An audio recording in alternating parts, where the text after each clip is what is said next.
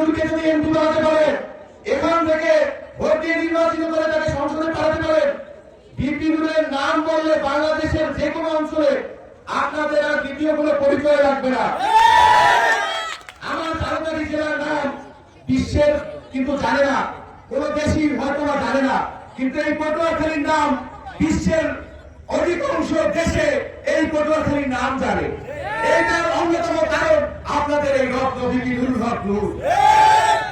এই দেশে অনেক, আমরা শুনি অনেক এই দেশে বড় বড় নেতা আছে। আপনাদের কাছে আমার একটা প্রশ্ন, এই দেশ থেকে এমন কোন নেতা আছে যে কোন দূতাবাস থেকে দাওয়াত পায়? দেখাতে পারবেন? আপনাদের রত্ন বাংলাদেশের যতগুলো দূতাবাস আছে সেই দূতাবাসগুলোতে দাওয়াত পায়। বিপিনুর বিশ্বের প্রত্যেকটা দেশের যেই দূতাবাসগুলো আমাদের দেশে আছে প্রত্যেকটা দূতাবাসে দাওয়াত পায়। এই রত্নকে যদি আপনারা যত্ন করতে না পারেন, ভবিষ্যৎ প্রজন্ম আপনাদেরকে ক্ষমা করবে না।